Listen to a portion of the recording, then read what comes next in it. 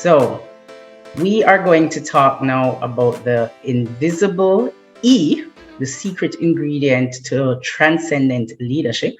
And that is by Denna, got the pronunciation, M. Davis. So Denna has multiple certifications from the Scrum Alliance and IC Agile, is the founder and CEO of Agile Nibbles, LLC, and she stands by the mantras, be the change you want to see, and lead with love.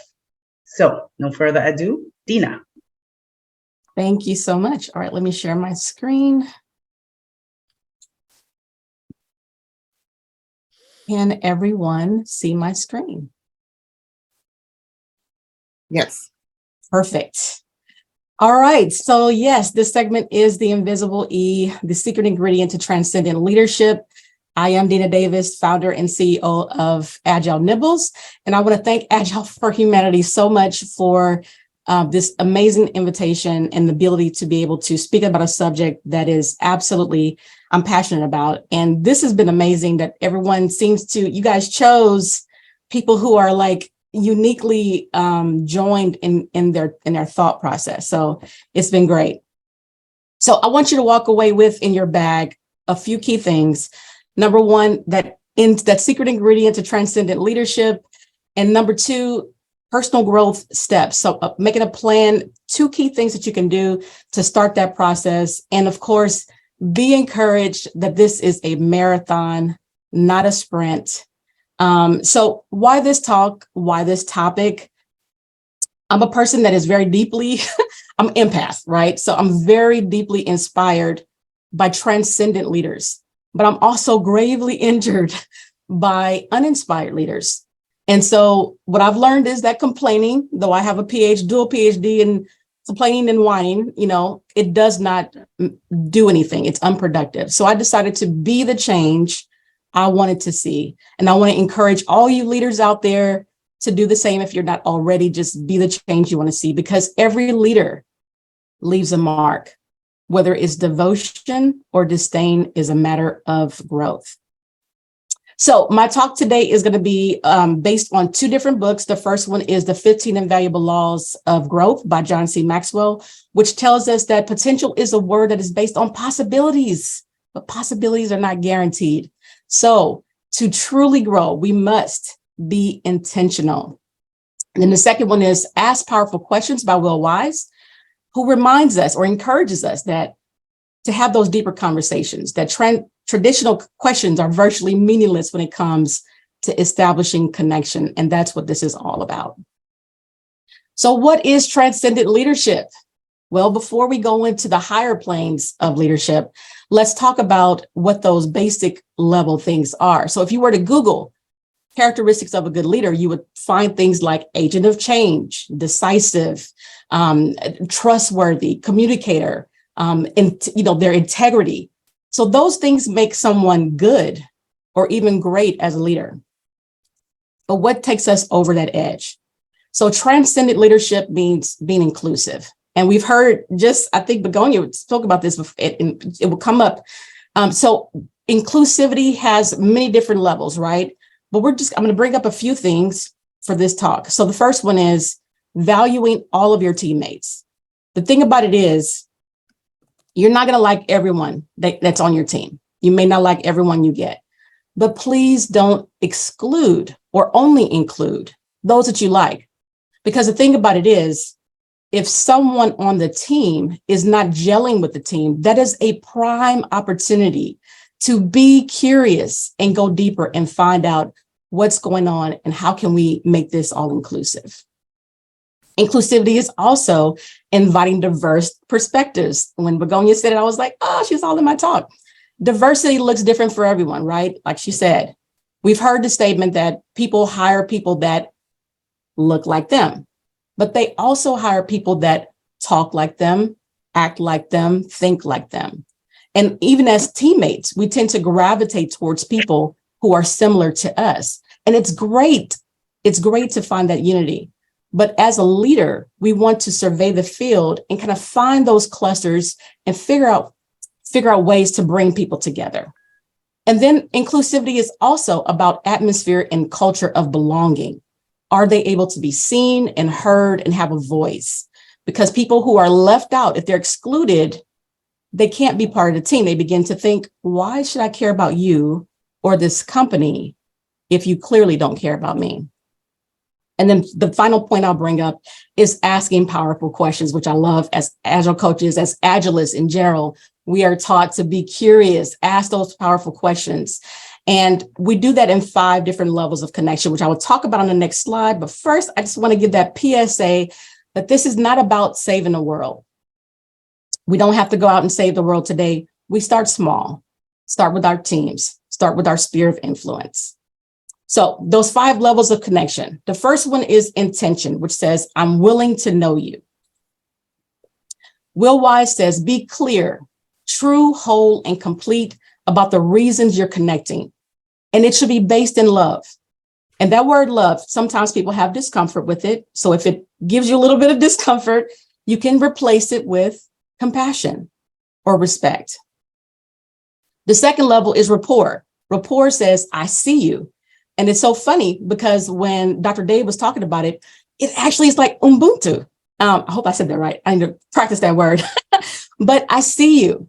Of course, what I came up with more like avatar, right? Oh, and I got the comment. I see you. Brene Brown says the energy that exists between people when they feel seen, heard, and valued, when they can give without judgment, that is rapport. And then openness. Openness says, I hear you. I hear what you're saying with your emotions. So no matter what we do on the outside, that's our thoughts, our actions, our voice, the things that we do. We need to be open in order to ask truly open questions. And then that last level, before we go to the very last, the tip top, is listening. Listening says, I get you. Now that's when you have reached that upper level and you've done all the work before. Now you know how someone thinks, how they tick. William Stringfellow says, you cannot listen to words another is speaking if you are preoccupied. Listening is a primitive act of love. There's that word again. So what's at the top of this ladder? I'm curious to know what you guys think. I can't see the chat, but go ahead and drop in the chat. What do you think that invisible E is? What is that key ingredient that takes us from good or great to transcendent leadership? All right, let's go.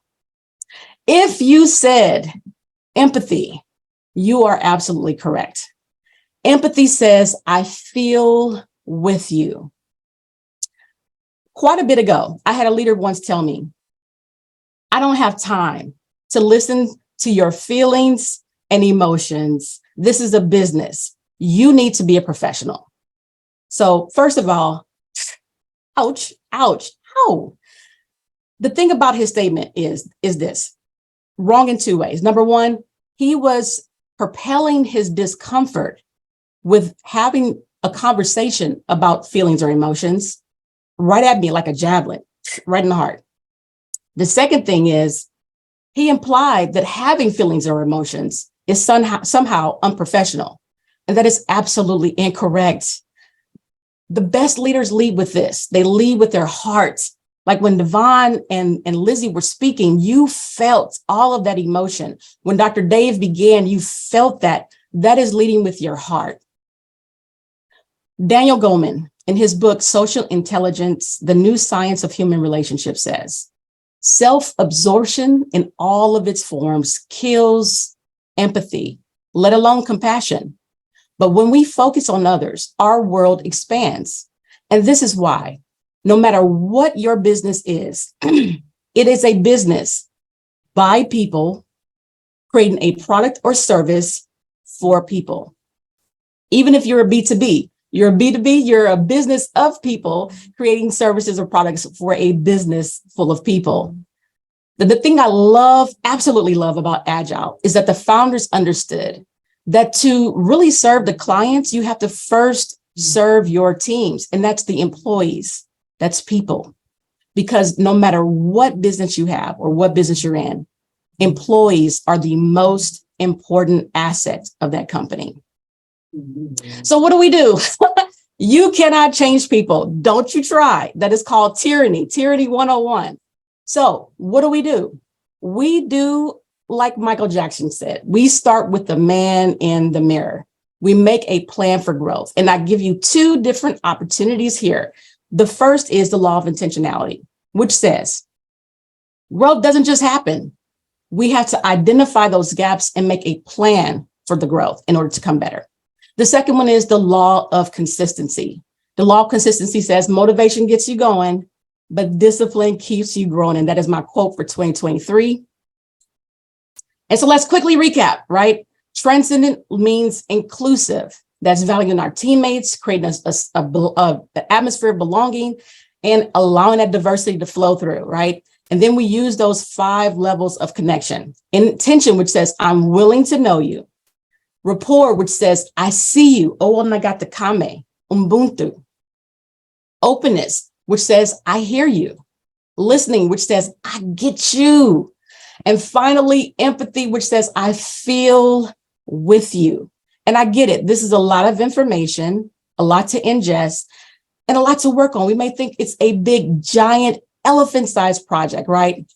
But how do you eat an elephant? That's right.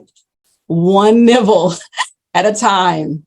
So we're going to be like Michael Jackson says, and we're going to start with the human in the mirror and plan for our growth. We do that with the law of intention, because growth doesn't just happen, and with the law of consistency, because discipline keeps us growing. I want to thank you guys. This is how you can connect with Agile Nibbles and what I'm trying to do. And I'm reminding you to lead with love. Be the change you want to see. Thank you.